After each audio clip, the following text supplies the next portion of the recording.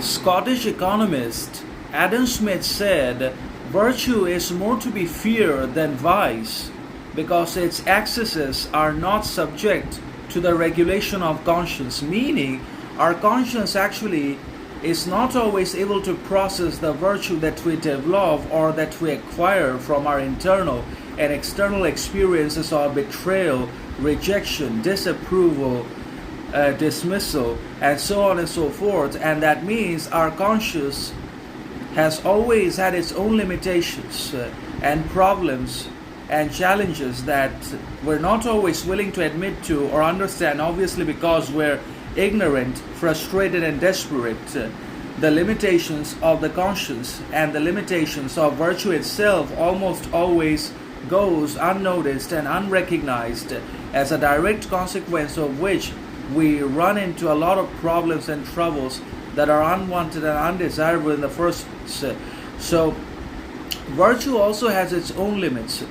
and sometimes virtue becomes responsible for the breeding and creation of vice, and vice ultimately leads to weakness, and weakness creates evils such as envy, jealousy, comparison, hate,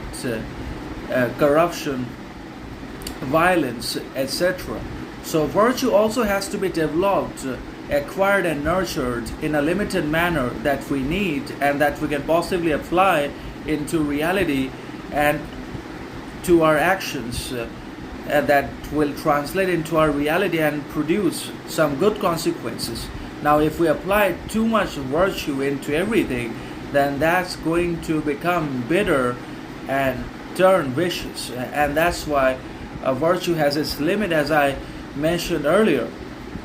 And when virtue becomes excessive, or when virtue is developed in excess, then that becomes almost impossible or very difficult for the conscience to regulate or to process, because the conscience also has had always its own limitations in terms of processing, regulating, and executing and holding on to the truth and the sense of right, wrong, good, evil, etc.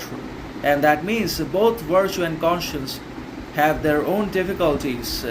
challenges, and confusions that are not always understood or acknowledged by everyone. But the bottom line is we have to develop virtue in the manner in which we need it, and in the ways in which we can actually apply it into our realities as well as into our actions, that translates into our lives and makes us better and transforms our relationships